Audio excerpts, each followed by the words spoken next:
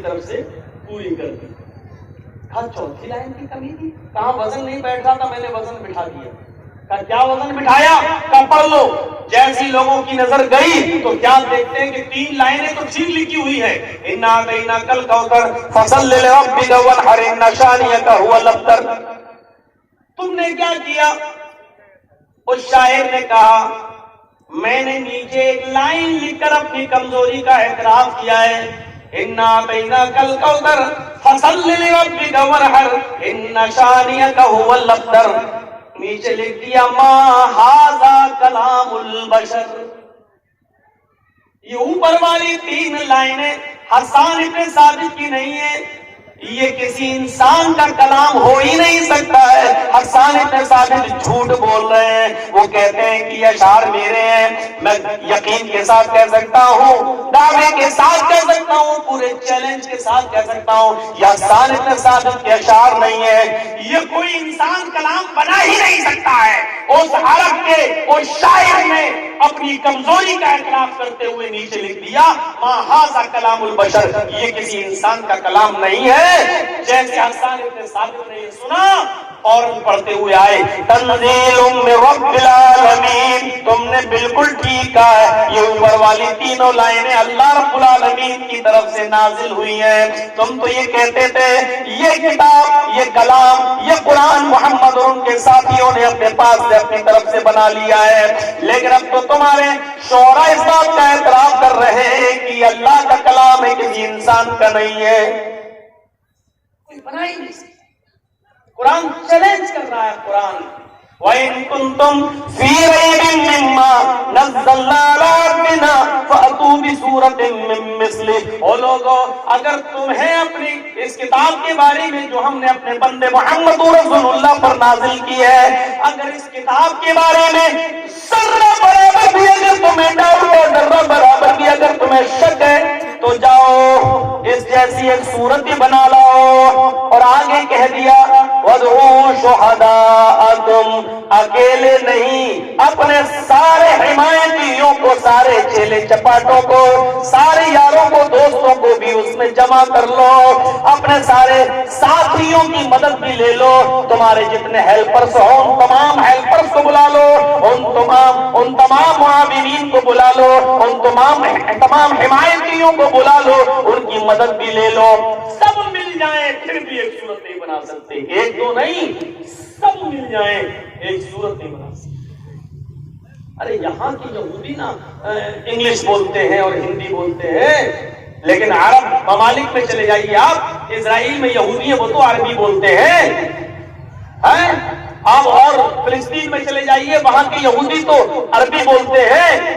آپ اور بھی عرب ممالک میں جائیے جہاں آج بھی یہودی اور عیسائی رہتے ہیں, وہ تو عربی بولتے ہیں, ان کی لینگویج تو عربی ہے. عربی بولنے کے باوجود آج بھی قرآن کا یہ چیلنج 1400 سال کے بعد اپنی جگہ پر اٹل ہے. وہ عربی بولنے والے یہود و نصارا آج بھی قرآن کریم کی اس آیت کے چیلنج کو قبول کرنے سے قاصر ہیں, نہیں کر پاتے ہیں, اور قرآن کی طرح کوئی دوسری صورت نہیں بنا سکتے. نہیں, کہیں کہیں اللہ تعالیٰ نے یہ بھی کہہ دیا سورت بھی چھوڑو, ایک آیت بھی بنا لاؤ, نہیں بنا پائے, نہیں لا سکتے. تو جب قرآن پڑھو, اللہ مومنوں کی پہلی صفت یہ ہونی چاہیے کہ جب وہ قرآن پڑھے, قرآن کی تلاوت کرے, تو یہ ذہن میں رکھ لے کہ یہ اللہ کی طرف سے نازل کی ہوئی کتاب ہے. اس کتاب کے بارے میں ذرہ برابر بھی شک کرنے کی گنجائش نہیں ہے, یہ اللہ کی طرف سے نازل کی ہوئی کتاب ہے. حقیقت ہے, دیکھ لیجیے آپ دنیا میں جتنے بھی مذاہب ہیں, ظاہر ہے کہ ہر مذہب کی کوئی نہ کوئی کتاب ہے. دنیا میں جتنے بھی دھرم ہیں, ظاہر بات ہے کہ وہ کسی نہ کسی اصول اور ضابطے پر ٹکے ہوئے ہیں. سکھ ایک ازم ہے, اور اب اپنے آپ کو ایک دھرم کہتے ہیں. ان کی بنیاد گرو گرنتھ پر ٹکی ہوئی ہے.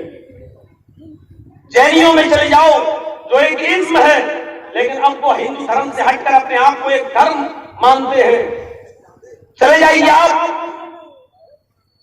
ان کی بنیاد جین شاستر پر ٹکی ہوئی ہے. عیسائیوں میں چلے جاؤ, ان کی بنیاد بائبل پر ٹکی ہوئی ہے. عیسائی یہودیوں میں چلے جاؤ، ان کی بنیاد تورات پر، اولڈ ٹیسٹامنٹ پر ٹکی ہوئی ہے۔ بدھسٹوں میں چلے جاؤ، وہ بھی بدھزم میں یقین اور بلیو کرتے ہیں۔ مسلمانوں کو دیکھ لیجئے، وہ بھی ایک کتاب کو مانتے ہیں اور وہ ہے قرآن کریم۔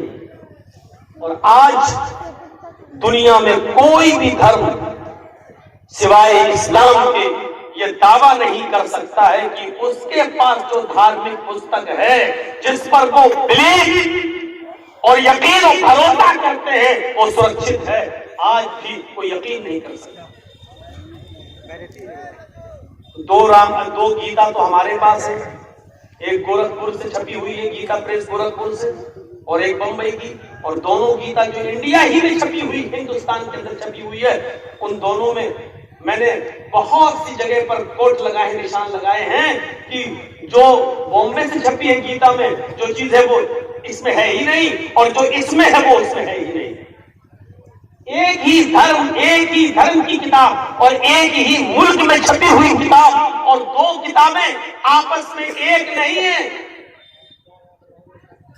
دو رامائن ہیں، ایک تلسی داس جی کی رام چرت مانس اور ایک والمیکی رامائن، اور والمیکی رامائن 2000 سال پرانی ہے۔ آج کی جو رامائن ہے تلسی داس جی کی، اس کا نام ہے رام چرت مانس، اس میں صاف لکھا ہے رام بھگوانم، رام بھگوان ہے۔ لیکن والمیکی جی کی رامائن میں پڑھیں گے جو 2000 سال پہلے لکھی گئی تھی، اس میں لکھا رامم پروشم، رام ایک مہان پروش۔ آج بھی یہ کتابیں دونوں ہیں، ایک کتاب میں رام کو بھگوان کا درجہ دے دیا گیا، اور جو والمیکی رامائن ہے، جو اصل رامائن ہے جو 2000 سال پہلے لکھی گئی تھی، اس کے اندر رام کو بھگوان ماننے کے لیے والمیکی جی تیار ہی نہیں ہے۔ وہ یہ کہہ رہے ہیں کہ رام ایک مہان پروش ہیں، ایک بزرگ تو ہو سکتے ہیں لیکن بھگوان چینجنگ ہو گئی، اور کوئی سرکشت نہیں۔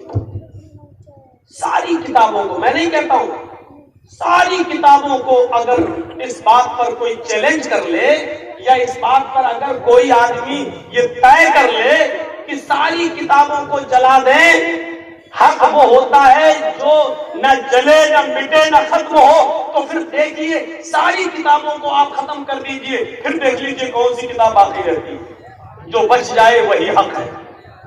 آج بھی آپ دیکھ سکتے ہیں، یہودیوں تم اپنی تورات لے کے آؤ، عیسائیوں تم اپنی انجیل لے کر آؤ، ہندو بھائیوں تم اپنے ویدانت لے کر آؤ، سکھوں تم گرو گرنتھ لے کے آؤ، جینیوں تم جینیزم لے کر آؤ، بدھسٹوں تم بدھزم لے کر آؤ، مسلمانوں تم قرآن لے کر آؤ۔ ہم کسی کتاب کو جلانے کی بات نہیں کر رہے ہیں، ایک مثال دے رہے ہیں۔ تم اپنی مذہب کی ساری کتابیں لے آؤ، میں بھی لے آتا ہوں، اور آؤ ان میں آگ لگاتے ہیں۔ میں پھر کہہ رہا ہوں، میں جلانے کی بات نہیں کر رہا ہوں، لیکن حق کو پہچاننے کے لیے، سچائی کو پہچاننے کے لیے اور سچائی کا اعتراف کرنے کے لیے اگر دیکھنا چاہو کہ کوئی چیز حق وہ ہوتی ہے جو مٹانے کی بات بھی نہ مٹے، آؤ ایک بار ایسا کر کے دیکھ لو، ساری کتابوں میں آگ لگا دو، ساری کتابیں جلا دو، اس کے بعد دیکھتے ہیں کون سی کتاب باقی رہتی ہے، کون سی کتاب بچتی ہے۔ تورات کا نسخہ باقی نہیں، یہودی دوبارہ تورات نہیں لکھ سکتا، انجیل کا نسخہ باقی نہیں، عیسائی دوبارہ انجیل نہیں لکھ سکتا، ویدانت کا نسخہ موجود نہیں، ویدانت ہندو بھائی دوبارہ وید نہیں لکھ سکتے، اور جینی لوگ جینیزم نہیں لکھ سکتے، بدھسٹ لوگ بدھزم نہیں لکھ سکتے، اور اسی طرح سکھ لوگ گرو نانک کی گرو گرنتھ نہیں لکھ سکتے۔ آؤ اور مسلمانوں سے پوچھو کہ تم نے بھی تو قرآن جلا دیا، سارا نسخہ جل گیا ہے، اب بتاؤ تمہارے پاس بھی تو کتاب نہ رہی، 10 سال کا، 11 سال کا، 12 سال کا حافظ قرآن اٹھے گا، سینے میں جس کے دل میں محفوظ ہے وہ اٹھے گا، اور الحمدللہ کی الف سے شروع کرے گا، الف لام میم کی الف سے شروع کرے گا، والناس تک پڑھا لے گا، اور چیخ چیخ کر کہے گا یہ کتاب مٹنے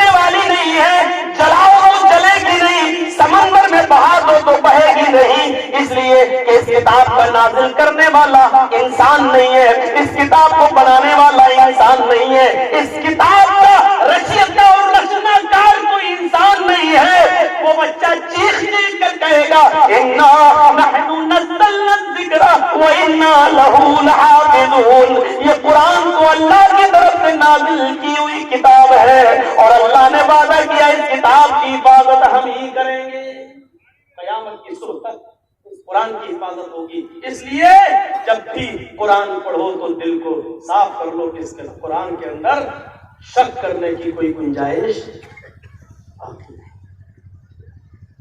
ہاں، اور جب شک کرنے کی گنجائش باقی نہیں ہے تو سوچ لیجئے کہ اس قرآن ہی میں سب ہدایت موجود ہے، اور جب قرآن میں ہدایت آ رہا ہے ہدی للمتقین، اس لیے پہلے ہی کہہ دیتا ہوں اس قرآن کے اندر ہدایت ہے، اور جب قرآن سب کے لیے ہدایت ہو پھر مسلمان اس قرآن سے دور ہو، یہ بڑے عجیب، یہ تعجب کی بات ہے۔ جو قرآن ڈنکے کی چوٹ پر اعلان کرتا ہو شہر رمضان الذی انزل فیہ القرآن ھدی للناس وبینات من الھدی والفرقان، یہ قرآن جو اللہ رمضان کے مہینے میں نازل ہوا، کس مہینے میں؟ رمضان کے، بابرکت ہے رمضان کا مہینہ، جس مہینے میں قرآن نازل کیا گیا ہے، ھدی للناس سارے لوگوں کے لیے ہدایت ہے، یا ھدی للمؤمنین نہیں کہا گیا، ھدی للمسلمین نہیں کہا گیا، ھدی للناس سارے لوگوں کے لیے۔ جو قرآن یہودیوں کے لیے ہدایت، عیسائیوں کے لیے ہدایت، ہندو بھائیوں کے لیے ہدایت، جینیوں کے لیے ہدایت، بدھسٹوں کے لیے ہدایت، یہ قرآن جو دنیا کے تمام مذاہب کے ماننے والوں کے لیے ہدایت بن کر آیا ہے، لیکن افسوس یہ ہے کہ یہ قرآن جس قوم کے پاس ہے، جس امت کے پاس ہے، آج وہی فرقوں میں بٹی ہوئی ہے، آج وہی اختلافات کا شکار ہے، آج وہی ایک دوسرے کے پیچھے نماز پڑھنے کے لیے تیار نہیں ہے، آج وہی قوم سب سے زیادہ قرآن سے دور ہے اور وہی ہدایت نہیں لے رہی ہے۔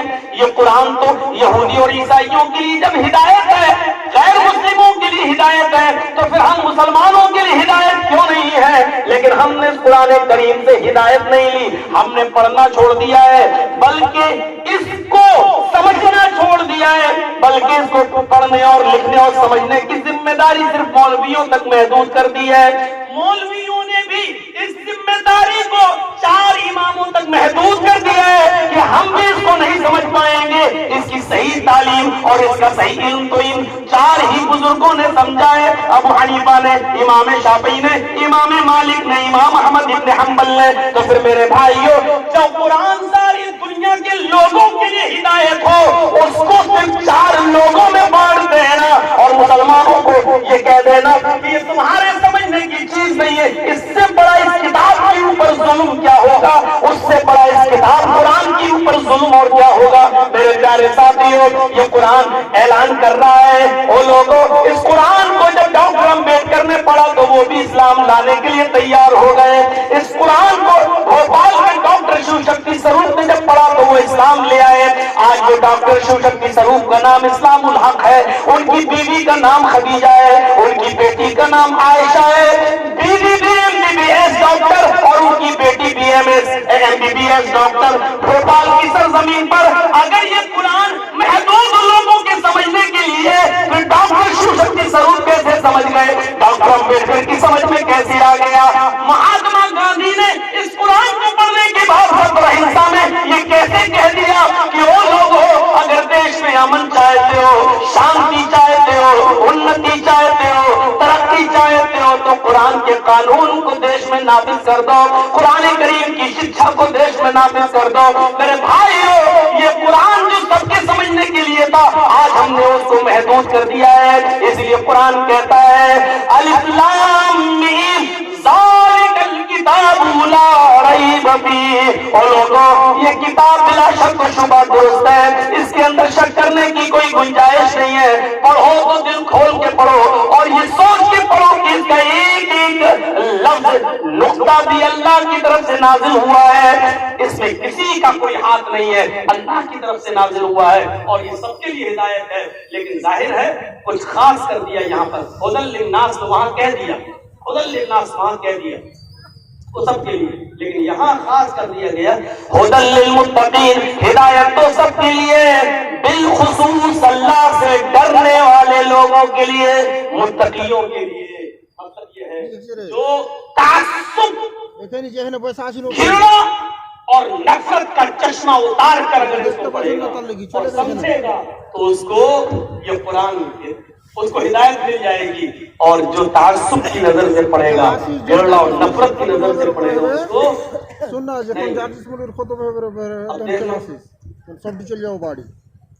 پروین توگڑیا قرآن میں پڑھتا تو اس کو 24 آیتیں جہاد کی مل گئی۔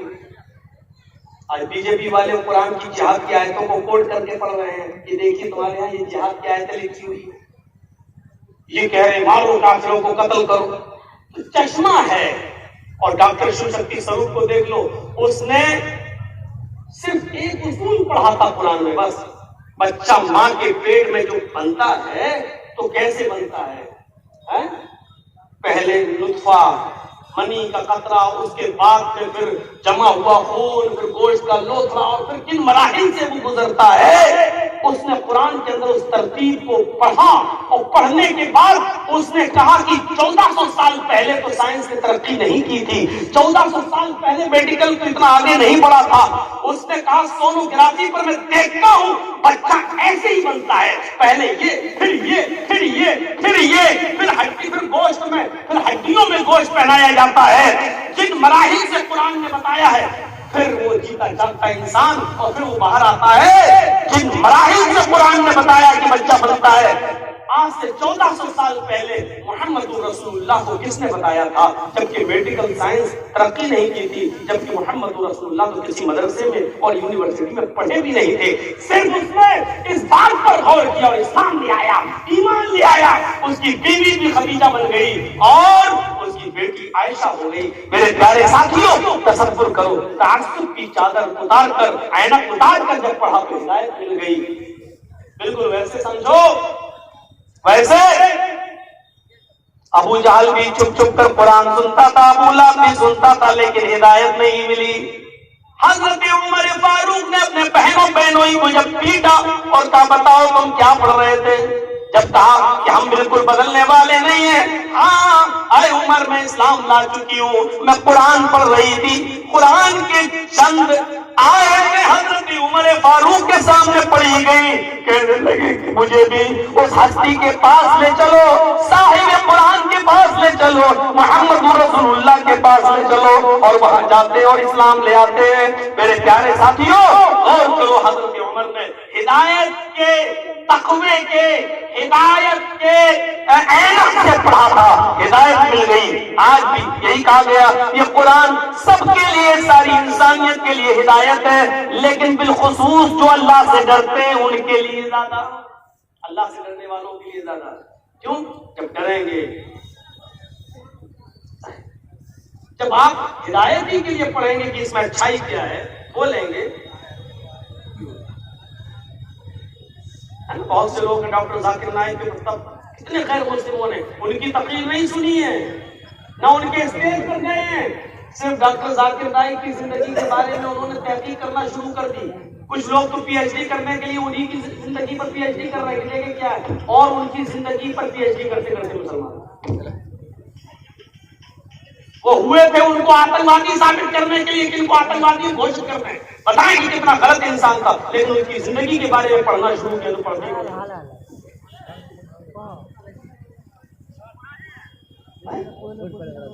تصور کریں آپ، تو آپ قرآن کریم کو صرف اس عقیدے سے اور اس نیت سے پڑھیے، غیر مسلم بھائی تو اس نیت سے پڑھیں کہ اس میں دیکھیں کیا چاہیے، آپ کو بہت سی چیزیں ملیں گی۔ آپ پہلی چیز ہی اگر آپ دیکھ لیں، قرآن کھولیے، پہلی آیت کیا ملے گی آپ کو؟ بسم اللہ الرحمن الرحیم۔ رگ وید کھولیے، آپ کو پہلا منتر کیا ملے گا؟ اگنی میلے۔ کھولتے ہی بڑی بڑی ڈبیٹیں ہوتی ہیں چینلوں پر، ہندو مسلمان، ہندو مسلمان، ہندو مسلمان، اور سن لو بہار والوں، یہ دیش نہ تو ہندو ہندو ہندو کہنے والوں سے چلے گا، اور نہ یہ دیش، آپ کا یہ ملک مسلمان مسلمان مسلمان مسلمان مسلمان کہہ کر چلے گا. یہ دیش ہندو مسلمان سکھ اور عیسائی سب کو ساتھ میں لے کر چلے گا. جو چلے گا اس سے بنے گا, اس سے چلے گا. آج ہمارے اور ہمارے بھائیوں کے درمیان کوئی فرق نہیں رہ گیا ہے. وہ ٹی وی پر بیٹھ کر ہندو ہندو ہندو کر رہا ہے, ہمارے بھائی ٹی وی پر بیٹھ کر مسلمان مسلمان مسلمان مسلمان کر رہے ہیں. اور باہر کے رکھ دیا ہے آج, تقسیم کر کے رکھ دیا ہے آج, اور آج دوسروں کے لیے راہیں ہموار کر کے رکھ دی ہیں.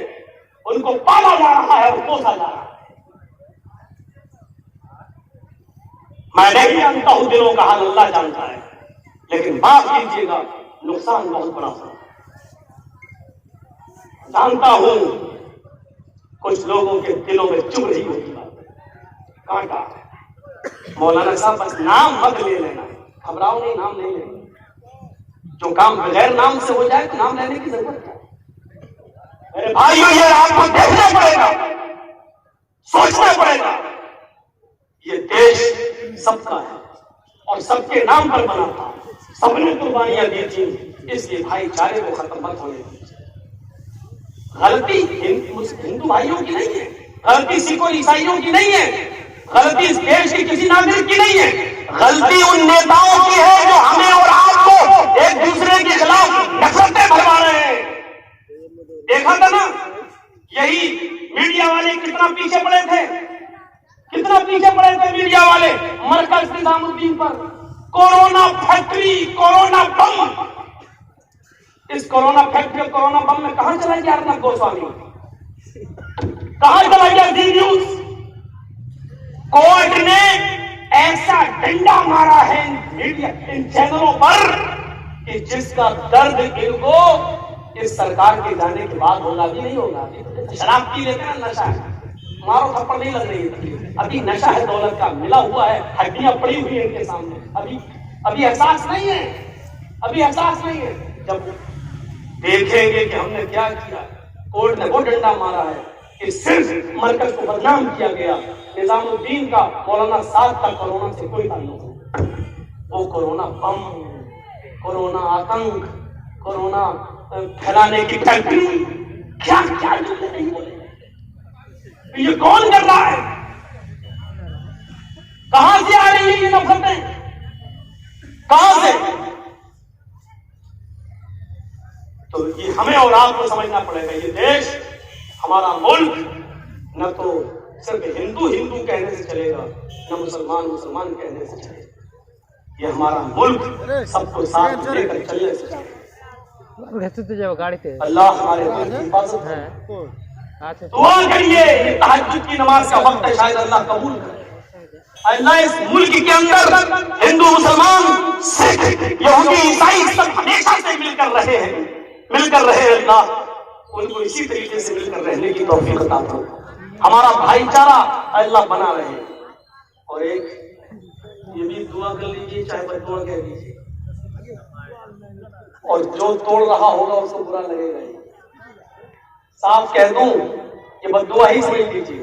اے اللہ, جو ہمارے اس ملک کو توڑ رہا ہو اور ہمارے بھارت کے ٹکڑے ٹکڑے کرنے کی کوشش کر رہا ہو, اے اللہ تو اس کو تباہ و برباد کر دے. دیکھو مرچیں کس کو لگتی ہیں,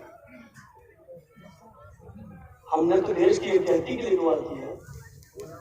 اے اللہ, جو ہمارے ملک میں ہندو مسلمان سکھ عیسائی کے بھائی چارے کو ختم کر رہا ہے, اے اللہ تو اس کو تباہ و برباد کر دے, اللہ تو اس کو مٹا دے. کہاں ہے اس دعا میں؟ میں تو نہیں سمجھتا ہوں کوئی حد. کیوں بھائی چارہ, اس شریعت پڑھیے میرا. خیر دوسری طرف ہم چلے جائیں گے. میرے بھائیوں, وقت ضرورت نہیں ہے ابھی ان مثالوں کو دینے کی, پیدا کریے اپنے اندر. جذباتی ہو نا, جذباتی, پتا چلے گا. بنگال کے اندر بھی چناؤ ہونے والے ہیں, پتا چلے گا. میرے بھائیوں, میں نے 50 بار یہ کہا ہے بہار کی سرزمین پر, اگر چھوٹا نقصان کر کے بڑا نقصان سے اگر اپنے آپ کو آپ بچا لیں تو یہی بہت بڑی بات ہے. میرے بھائی کا پیر کٹا, میرے بھائی کا, ڈاکٹر نے کہہ دیا تھا جگجیت صاحب لکھ کے دیجیے, اگر آپ لے جانا چاہیں تو لے جائیے. لیکن لکھ کے دیجیے اپنی مرضی سے لے جا رہے ہیں، اگر لے کر گئے تو زیادہ نہیں بچے گا۔ ایک طرف زندگی، ایک طرف پیر، پیر بھی پیارا، زندگی بھی پیاری، لیکن ججیز صاحب جس کا نہ باپ ہو نہ ماں ہو، اکیلے فیصلہ کرنا ہمارے لیے کتنا مشکل تھا۔ کیسے ہی ڈیسیژن لوں، 15 منٹ کے اندر ڈیسیژن لینا پڑا۔ پھر یہی سوچا گیا بڑے نقصان سے بچنے کے لیے چھوٹا نقصان کر دیا جائے۔ کریے ڈاکٹر صاحب آپریشن، ہٹ دیجیے پیر۔ آج ہم ہندوستان میں مسلمانوں کی یہی حالت ہے، یہی کیفیت ہے، اس چیز کو یاد رکھیے، یہی کیفیت ہے۔ ہمارے لیے ہمارے حق میں کوئی نہیں ہے، یہ سوچ لو، یہ پھر یاد رکھ لو، ہمارے لیے کوئی بھی پارٹی بہتر نہیں ہے۔ ہم یو پی میں بھی کہہ چکے ہیں، نہ سپا نہ بسپا نہ کانگریس، سب نے ہمارا مذاق اڑایا، سب نے ہم سے ہمارے ووٹ کا استعمال کیا۔ میں یہاں پر بھی کہہ رہا ہوں کہ ہمارا کوئی نہیں ہے، آپ یہ سوچ لیجیے ہمارا کوئی نہیں ہے، لیکن یہ بھی سوچئے کہ بڑے نقصان سے بچنے کے لیے اگر ہم چھوٹا نقصان کرنا چاہیں تو کم سے کم چھوٹا نقصان کر کے اپنے آپ کو بڑے نقصان سے بچا لیں۔ اس وقت یہ کنڈیشن ہے۔ یہ تو اسلام کا آپریشن ہو رہا ہے آپ کا، کوئی ایک فرد بھی ابھی اٹھ کے نہیں جائیں گے۔ یہ کنڈیشن جیسے اس عورت کو دیکھو جس کے پیٹ سے بچہ پیدا ہوتا ہے اور ڈاکٹر نے کہہ دیا جلدی بتاؤ ڈلیوری ہونے والی ہے، میں بچے میں سے یا ماں میں سے کسی ایک کو بچا سکتا ہوں، کیا کریں؟ بولیے، بچے کو بچاؤں یا ماں کو؟ یہ کنڈیشن آ جائے تو آپ کیا کریں گے؟ ایسی صورت میں ایک ہی صورت باقی رہ جاتی ہے آپ کی، آپ یہ کہیں گے ڈاکٹر صاحب ماں کو بچا لیجیے، بچہ جا رہا ہے تو جانے دو، کیا کرے کنڈیشن ایسی ہے، تو چھوٹا نقصان کر کے اپنے آپ کو بڑے نقصان۔ یہ صورتحال ہے ہماری۔ اللہ تعالیٰ ان تمام سیاسی پارٹیوں کو توفیق دے اور مسلمانوں کے لیے ہمدرد بھی بنا دے، ہمدرد بنا دے۔ ہم اپنے حق کی لڑائی لڑ رہے ہیں، ہمیں بھیک نہیں چاہیے، ہمارا حق چاہیے۔ اللہ جو بھی برسر اقتدار ہو ان کو ہمارا حق دینے کی توفیق عطا فرمائے، بھیک نہیں، ہمیں ہمارا حق چاہیے۔ اے اللہ ان کے دلوں کو ایسا موم کر دے کہ مسلمانوں کے ہمدرد بن جائیں اور ہمارا حق ہمیں ہدی للمتقین۔ یہ قرآن متقیوں کے لیے، اللہ سے ڈرنے والوں کے لیے ہدایت ہے۔ ہدایت تو سب کے لیے، لیکن بالخصوص جو اللہ سے ڈرتا ہے۔ میں نے ابھی مثال دی، حضرت عمر فاروق نے ہدایت کے چشمے سے پڑا، ہدایت مل گئی۔ ابو جہل کو، ابو لہب کو ہدایت نہیں ملی۔ میرے بھائیوں، وہ عبداللہ ذو البجالین جو جنگلوں میں گھوما کرتا تھا اور اپنے چچا کی بکریاں چرایا کرتا تھا، پھر بکریاں چراتے چراتے صحابہ کرام مکے کی جنگلوں میں قرآن کی آیتیں گنگناتے تھے۔ یہ قرآن کی آیتیں سن سن کر اسلام لے آیا۔ قرآن کی آیتوں نے اس کے دل میں اپنی جگہ بنا لی، اور عبداللہ ذو البجالین قرآن کی چند آیتیں سن کر اسلام لے آیا۔ وہ حضرت طفیل داؤدی جو چپکے چپکے مکے کی گلیوں میں روئی لگا کر کانوں میں پھونس کر گھوما کرتے تھے، مبادا کہیں محمد رسول اللہ کے قرآن کے پڑھنے کی آواز میرے کان میں نہ چلی جائے۔ ایک دن نماز پڑھتے ہوئے دیکھا اللہ کے نبی کو نماز میں کھڑے ہیں اور قرآن زور سے پڑھ رہے ہیں۔ سوچنے لگا منہ تو آگے ہے، ہم پیچھے سن لیتے ہیں کہ محمد پڑھتے کیا ہے۔ کان سے روئی نکالی اور سننے لگا، اور جیسے ہی اس کے کانوں میں قرآن کی آیتیں گئی، وہی کھڑا ہو کر نبی اکرم کے سلام پھیرنے کے بعد چیخ پڑا، اشہد ان لا الہ الا اللہ و اشہد ان محمدن عبدہ ورسولہ۔ یہ وہ لوگ جو ہدایت کے چشمے سے پڑھا کرتے تھے، یہ وہ لوگ جو ہدایت کے چشمے سے سنا کرتے تھے۔ تو یہ قرآن ان لوگوں کے لیے ہدایت ہے جو کن کے لیے؟ جو اللہ سے ڈرتے ہیں اور ہدایت کی نظروں سے قرآن کریم کو پڑھتے ہیں، تعصب کی نظروں سے نہیں۔ تعصب کی نظر سے پڑھو تو دیکھو ایک عورت یوٹیوب پر کیسے آتی ہے، قرآن کی ایک ایک آیت کو کیسے کوٹ کر کے کہتی ہے دیکھو کیا لکھا ہے اس قرآن میں، دیکھو کیا لکھا ہے اس قرآن میں۔ لیکن اللہ کا شکر ہے، اللہ نے انہی لوگوں میں سے ایسی عورتوں کو بھی پیدا کر دیا جو اس عورت کو جواب دیتی ہے۔ ہمیں کچھ کہنے کی ضرورت ہی نہیں ہے، آپ ہی کے گھر سے آپ کو جواب دینے والا مل گیا۔ اللہ کس سے کام دے گا؟ هدى للمتقين الذين يقيمون الصلاة ومما رزقناهم ينفقون۔ اور یہ قرآن ان لوگوں کے لیے بھی ہدایت ہے جو نماز قائم کرتے ہیں اور ہم نے جو ان کو رزق دیا ہے اس میں سے وہ خرچ کرتے ہیں۔ اللہ کی راہ میں نماز قائم کرتے ہیں، قائم کرتے، پڑھنا نہیں آیا نماز پڑھو، پڑھو نہیں، قائم کرنا۔ اور قائم کرنا کیا ہے؟ ان الصلاۃ کانت علی المؤمنین کتابا موقوتا، یہ نماز مسلمانوں پر وقت متعینہ پر فرض کی گئی ہے، اپنے وقت پر۔ اگر پڑھنا ہوتا تو شیعہ بھائیوں کی طرح بھی جائز ہو جاتا، چلو صبح اٹھو 5 ٹائم کی اکٹھی پڑھو۔ شیعوں میں تو ہمارے لکھنؤ میں کچھ شیعہ لوگ ہمارے دوست ہیں، وہ کہتے ہیں ہم لوگ تو ایک مہینے کی بھی پڑھ لیتے ہیں، ایک مہینے کی بھی پڑھ لیتے ہیں۔ نماز اپنے وقت پر فرض ہے۔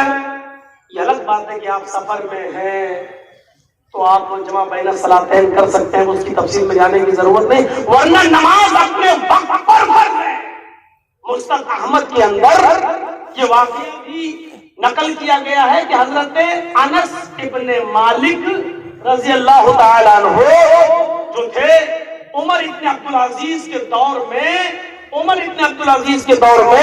جب ان کی خلافت تھی عمر ابن عبدالعزیز کی، تو یہ کبھی ان کے پیچھے نماز پڑھ لیا کرتے تھے اور کبھی پہلے نماز پڑھ کر نکل جاتے تھے۔ تو لوگوں نے شکایت کی کہ امیر المومنین عمر ابن عبدالعزیز نے کہا امیر المومنین آپ کو معلوم ہے کیا کہ یہ انس جو ہے انس بن مالک یہ کبھی آپ کے پیچھے نماز پڑھتے ہیں اور کبھی نماز پڑھے بغیر آپ سے پہلے نماز پڑھ کے مسجد سے نکل جاتے ہیں، یعنی آپ کے پیچھے نہیں پڑھتے۔ آخر میں نہیں آ رہی ہے، عمر ابن عبدالعزیز نے ان کو بلایا، آئے انس میں نے ایسا سنا ہے، کہا بالکل ٹھیک سنا ہے، کہا کیا مطلب انتشار کیسے؟ آپ جماعت کے درمیان انتشار کیسے پھیلا رہے ہو؟ آپ جماعت سے پہلے نماز پڑھ کے کیسے نکل جاتے ہو؟ یہ الگ بات ہے کہ جماعت ہو گئی تو بعد میں آ کے پڑھ لو، لیکن جماعت سے پہلے تم نماز پڑھ کے کیسے نکل جاتے ہو؟ تو حضرت انس نے جو جواب دیا وہ مستد احمد میں آج بھی لکھا ہوا ہے۔ انس بن مالک نے جواب دیا امیر المومنین اے عمر ابن عبدالعزیز میری آنکھیں جناب محمد رسول اللہ کی نماز کے اوقات کو پہچانتی ہیں، میری آنکھوں نے دیکھا ہے کہ اللہ کے نبی نے فجر کب پڑھی، ظہر کب پڑھی، عصر کب پڑھی، مغرب کب پڑھی، عشاء کب پڑھی۔ میری آنکھیں ابھی دھوکہ نہیں کھا رہی ہیں، میری آنکھوں نے جناب محمد رسول اللہ کی نماز کے ٹائم کو دیکھا ہے، نماز کے وقت کو دیکھا ہے۔ جب آپ اس وقت نماز پڑھتے ہیں جب جناب محمد رسول اللہ نے پڑھی ہے تو میں آپ کے پیچھے نماز پڑھ لیتا ہوں، اور جب دیکھتا ہوں کہ آپ لیٹ ہو گئے ہیں اور اول وقت نکلا جا رہا ہے، نبی اکرم کی جو نماز کا وقت ہے وہ نکلا جا رہا ہے، تو پھر میں پہلے نماز پڑھ لیتا ہوں اول وقت میں اور نماز پڑھ کر نکل جاتا ہوں، اس لیے کہ میں آپ کو تو نصیحت نہیں کر سکتا، لیکن میں نے تو اللہ کے نبی کی نماز کے وقت کو دیکھا، میں اس وقت نماز پڑھ کر چلا جاتا ہوں، نکل جاتا ہوں۔ میرے بھائیو یہ تھا جذبہ، اللہ کے رسول صلی اللہ علیہ وسلم کے نماز کے وقت سے بھی اتنی محبت کہ خلیفہ کی بھی نہیں سن رہے ہیں، خلیفہ کے پیچھے بھی نماز نہیں پڑھ رہے ہیں، اگر وہ ٹائم سے ہٹ گئے ہیں، اگر وہ وقت سے ہٹ گئے ہیں، اگر وہ دوسرے وقت میں نماز پڑھ رہے ہیں تو یہ اول وقت میں نماز پڑھ کر نکل جاتے ہیں۔ تو نماز قائم کرنا یہ ہے کہ اس کو اس کے وقت پر پڑھا جائے۔ یہاں دیکھ رہے ہیں I P L match India Pakistan کا 2 اوور رہ گئی اور 2 اوور اور دیکھ لیں پتہ چلا نماز میں اب جا کے پڑھ رہے ہیں۔ یہ کیا اب آپ پڑھ رہے ہیں، سمجھ لیجیے کہ ادا تو ہو رہی ہے لیکن آپ اس ثواب کو پہنچ جائیں گے، اور جان بوجھ کر آپ نے چھوڑا ہے، جان بوجھ کر قصداً آپ نے چھوڑا ہے، قصداً۔ قاضی شریح کا وہ واقعہ ان کے بیٹے کا آپ نے سنا ہوگا، نہ سنا ہو تو سنیے۔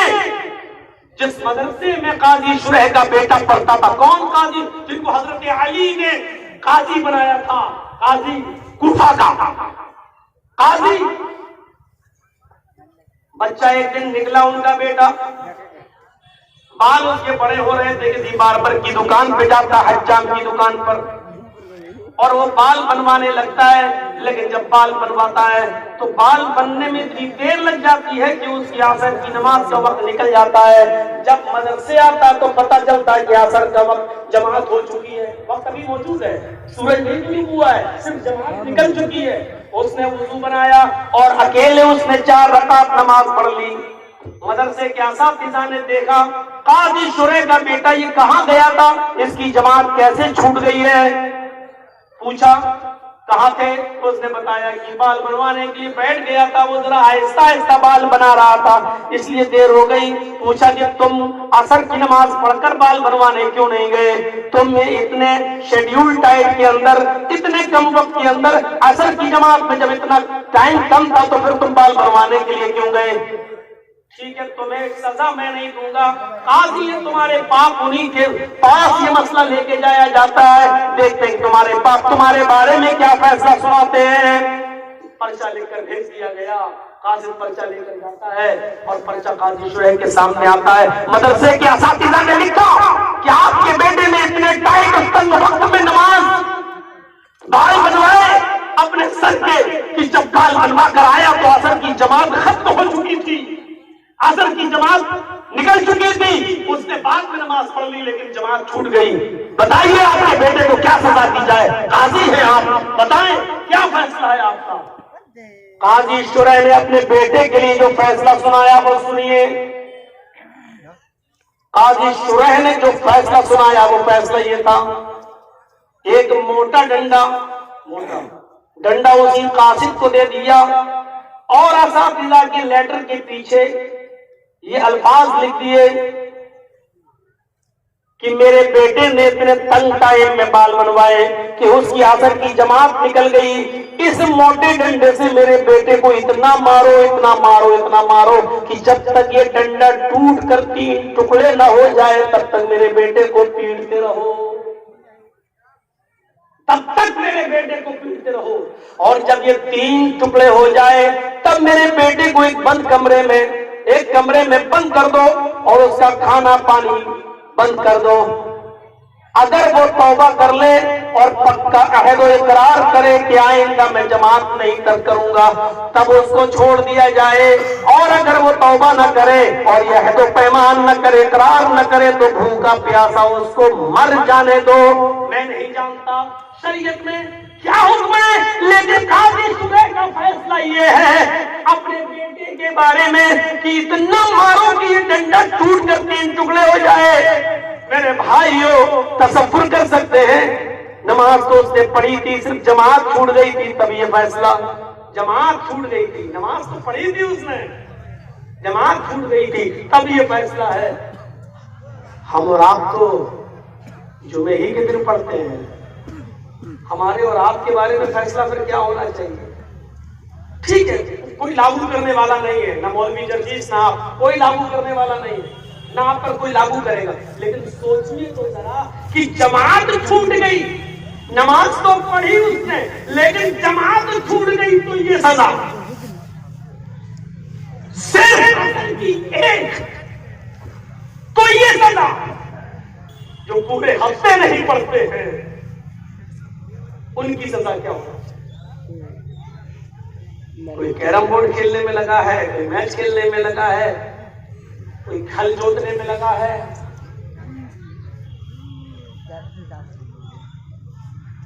اور یہ انہوں نے اپنے بیٹے کے بارے میں۔ اب ذرا اس حدیث پر بھی آ جائیے، اللہ کے نبی نے فرمایا جب تمہارا بیٹا 7 سال کا ہو جائے تو اس کو نماز کے لیے بولو، انگلی پکڑ کر مسجد کی طرف لے جاؤ، کبھی جائے گا کبھی نہیں جائے گا، عادت ڈلواؤ کوئی بات نہیں، لیکن 10 سال کا ہو جائے اور نماز نہ پڑھے تو اس کو مارو، مارو، یعنی مار کر لے جاؤ، پیٹ کر لے جاؤ۔ جس کا بیٹا 10 سال کا ہو نماز نہ پڑھے تو باپ مارے، اور جو باپ 50 سال کا 40 سال کا ہو وہ نماز نہ پڑھے تو اس کو کون مارے؟ دادا وہ تو مر گیا، وہ تو قبر میں پہنچ گیا۔ اللہ نے یہاں کہا ہی نہیں کہ نماز پڑھو، الذین یقیمون الصلاۃ، نماز قائم کرو، یہ ہے نماز کا، یہ ہے نماز. کہاں ہے ہمارا؟ حضرت عمر فاروق کو جب خنجر مارا گیا نماز کی حالت میں، فجر کی پڑھا رہے تھے، ابو لولو نے فیروز نے جب خنجر مارا تو خنجر نکالا تو ان کا خون اتنا بہ گیا کہ وہ غشی کھا کر گر پڑے. اور ایک صحابی نے اس کے اوپر چادر پھینکی ابو لولو پر، وہ پھسل گیا. اس نے سوچا کہ اب ہم نہیں بچیں گے، عمر پر حملہ کرنے کے جرم میں ہمیں بھی قتل کیا جائے گا. تو اس نے وہ خنجر اپنے پیٹ میں مار کر آتم ہتیا کر لی، مر گیا.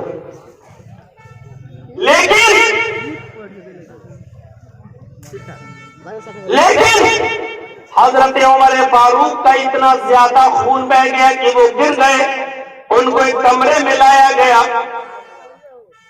فجر کی نماز کے بعد سورج نکلنے کے بعد تقریباً ان کو ہوش آیا تو طبیب ان کے پاس بیٹھے ہوئے تھے. ڈاکٹر اس زمانے کے جو طبیب تھے وہ ان کے پاس بیٹھے ہوئے تھے. ان کو طبیب کہہ رہے تھے کہ ان کو شہد پلاؤ، شہد میں شفا ہے تو شاید مل جائے. شہد پلایا جا رہا ہے لیکن شہد وہ پیتے تھے، منہ میں ڈالا جاتا تھا لیکن زخم اتنا گہرا تھا. موطا امام مالک پڑھیے، وہ شہد پیٹ کے راستے سے باہر نکل جاتا تھا. ان کو کہا گیا دودھ پلاؤ، دودھ وہ پیتے تھے، پلایا جاتا تھا، وہ دودھ پیٹ کے راستے سے باہر نکل جاتا تھا. ان سے کہا جاتا تھا پانی پلاؤ، پانی جو چیز پلائی جا رہی ہے وہ پیٹ کے راستے سے باہر نکل رہی ہے. ایک صحابی وہیں بیٹھے ہوئے تھے، ان کی آنکھوں میں آنسو تھے. حضرت عمر نے ان سے پوچھا کہ یہ کیا بات ہے؟ کہا امیر المومنین آپ کی پہلی رکعت تھی، پہلی رکعت میں ہی اس نے خنجر مارا اور خون اتنا گرا کہ آپ زمین پر گر گئے. میں سوچ رہا ہوں اس حالت میں آپ نماز کیسے پڑھیں گے؟ یا آپ نے فجر کی نماز ادا نہیں، پہلی رکعت ہی میں گر گئے، ابھی تو آپ کی دونوں رکعتیں باقی ہیں. حضرت عمر فاروق نے کہا کیا میں نے نماز نہیں پڑھی؟ نہیں، پہلی رکعت نہیں. کہا پانی لاؤ. جلدی سے وضو بنایا، لوگوں سے کہا کہ مجھے کھڑا کر دو. ان کو اٹھا دیا گیا، پیٹ پر کس کے کپڑا باندھ دیا اور پھر انہوں نے کھڑے ہو کر نماز پڑھی. اس حال میں بھی کھڑے ہو کر نماز پڑھی. پوچھنے والے نے پوچھا امیر المومنین آپ نے تو اس حال میں نماز پڑھ لی، لیکن آپ کے بعد اگر کسی کی یہ کنڈیشن ہو جائے، کسی کا یہ حال ہو جائے، اس کا پیٹ پھٹ جائے، کھانا پانی دوا سب پیٹ سے نکلنے لگے اور نماز کا وقت ہو جائے تو وہ کیسے نماز پڑھے گا؟ حضرت عمر فاروق نے کہا جب ہوش میں آئے گا تو اس پر نماز فرض ہے، اس کو پڑھنا پڑے گی. کہا کیسے؟ کہا لیٹ کر پڑھے گا، بیٹھ کر پڑھے گا، کھڑے ہو کر پڑھنے کی طاقت نہ ہو تو بیٹھ کر پڑھے گا، اور بیٹھ کر پڑھنے کی طاقت نہ ہو تو لیٹ کے پڑھے گا، کروٹ سے پڑھے گا، اشارے سے پڑھے گا اور ہلا ہلا کر نماز کی دعائیں پڑھے گا، لیکن پڑھے گا.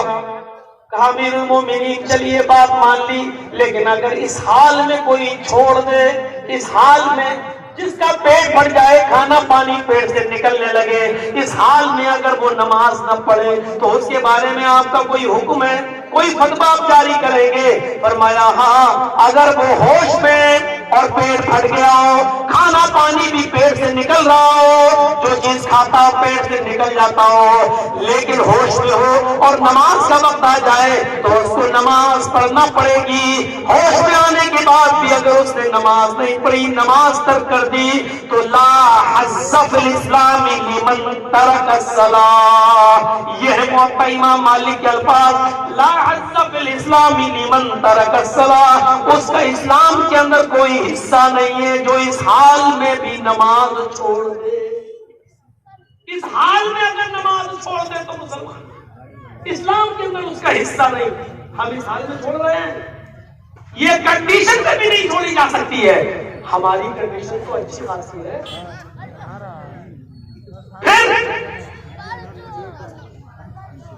پھر بھی ہم نماز سے دور. ان کو دیکھ لو، ہماری ماں بہنوں کو، ان کو بڑے بہانے، بچے نے پیشاب کر دی، کپڑا ناپاک. میری ماں اور بہنوں واقعات پہ آ جاؤں تو ایسی ایسی عورتوں کے واقعات اور صحابیات کے واقعات آپ کے سامنے رکھنے لگوں کہ جن کے پاس ایک ہی کپڑا تھا، ایک ہی کپڑا.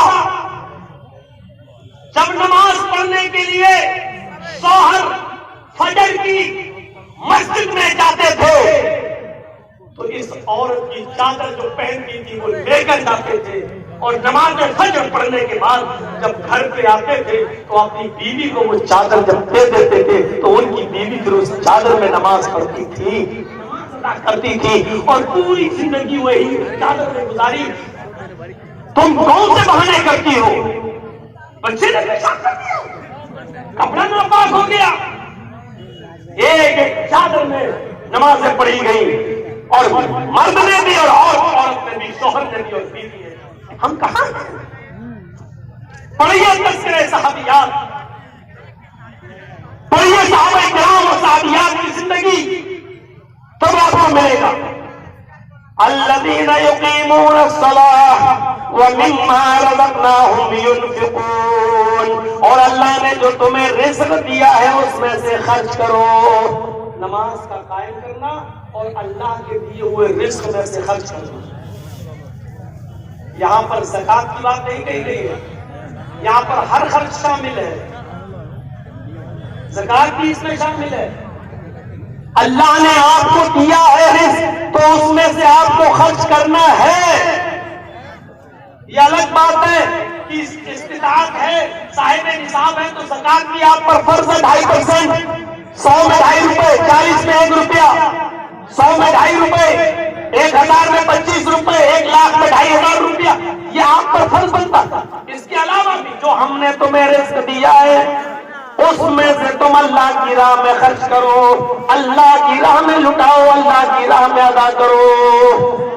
اللہ کی راہ میں ایسے ایسے اللہ کے نیک بندے گزرے ہیں کہ دائیں ہاتھ سے دیتے تھے اور بائیں ہاتھ کو خبر نہیں ہوتی تھی کہ کس کو.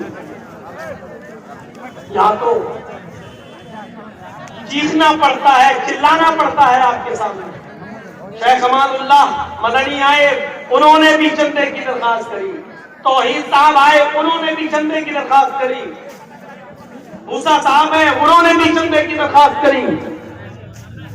اور صرف بہار کی سرزمین پر یہ دن دیکھنے کو ملتے ہیں کہ مولانا جرجی صاحب 10 منٹ مسافہ کریں گے.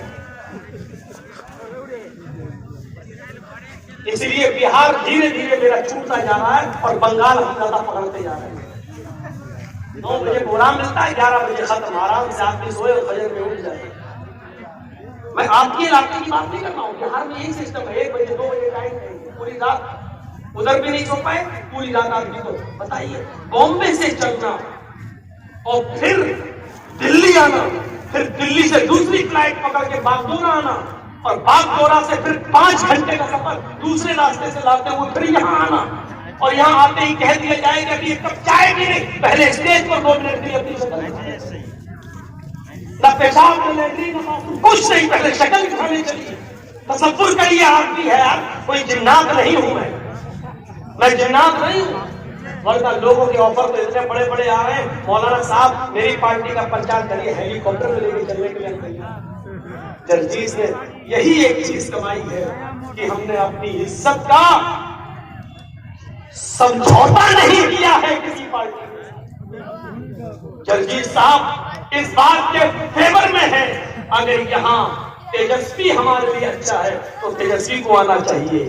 بنگال میں ممتا ہمارے لیے اچھی ہے تو ممتا کو آنی چاہیے. یو پی میں اکھلیش اگر ہمارے لیے تھوڑا بہت اچھا ہے تو وہاں اس کو آنا چاہیے.